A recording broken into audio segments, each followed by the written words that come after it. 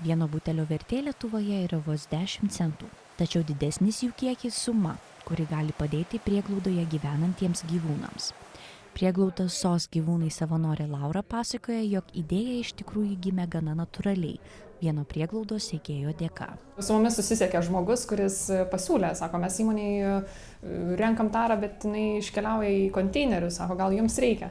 Tai mes labai mielai priėmėm šitą pasiūlymą ir galvojam, puiku, jeigu kažkam tai yra šiukšlė, mums tai yra tikrai turtas. SOS gyvūnų savanoriai nuo šiol priima ir rūšiuoti skirtą tarą. Atiduota ji taps pinigais, kurie bus skirti globotinių krepšeliams kurti. Prieglauda aukojama tarą priima ne vien iš įmonių, tačiau ir pavienių žmonių. Atidavę ją ir gavę pinigus perka tai, ko prieglaudos globotiniams tuo metu reikia. Prie šito projekto dirbame visi kartu.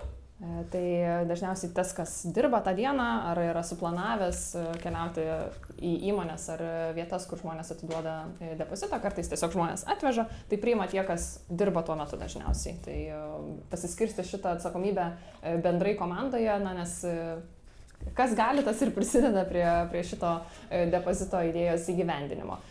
Nuvažiuojame į įmonę surinkti tą depozitą, susikraunam, keliaujam į taromatą, priduodam tos butelius, pinigėlius iškeičiam ir vėlgi tada mums yra laisva galimybė ar nupirkti tai, ko labiausiai reikia tą dieną šuniukams, arba galbūt įsigyti veterinarijos klinikos kuponų, tiesiog padengti veterinarinės išlaidas. Tai tada irgi turim tą galimybę laisvai rinktis pagal mūsų šiandieninius poreikius, ko trūksta ir kur tos pinigėlius panaudoti. Parama tara gali būti neeilinis būdas padėti gyvūnų prieglaudoms, nes kiekvienais metais taros Lietuvoje surinkama vis daugiau. Anot viešosios įstaigos Užstato sistemos administracija vadovo, Lietuvoje surinkamos ir grąžinamos taros antriniam perdirbimui kiekiai auga, kasmet apytiksliai apie 6%. Suvartoja vidutiniškai Lietuvoje gyventojas apie 200 pakuočių per metus. Tai šeima galbūt suvartoja apie 500 pakuočių, tai 10 centų yra 50 eurų, gan reikšminga ir motyvuojanti suma tų pakuočių neišmesti, bet grąžinti į parduotuves ir grąžinti perdirbimui, ar ne? Tai Užstato sistemoje veikia du tokie aspektai. Tai veikia, jeigu žmogus butelį išmeta, jis atlieka du blogus darbus. Jisai teršia gamtą, ar ne, teršia aplinką ir tai psichologiškai nėra smagu daryti.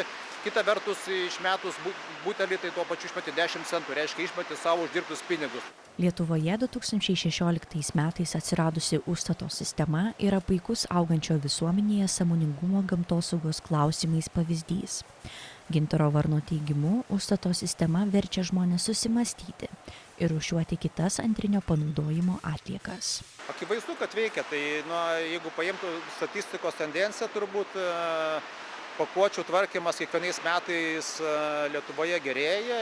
Buvo šuolis, aišku, nemažas 2016 metais, kai buvo įdiegta Užstato sistema ir buvo ženkliai pagerėjo ypatingai gėrimų pakuočių, nudingo aplinkoje, nebesimėto, niekur nematysime butelių, bet paraleliai irgi mūsų žiniomis ir kitos pakuotės, ne gėrimų pakuotės, bet ir kitos pakuotės, kurias gyventojai turi rūšiuoti konteinerį, yra į specialius rūšiavimo konteinerius, irgi sutvarkymo rezultatai gerėja.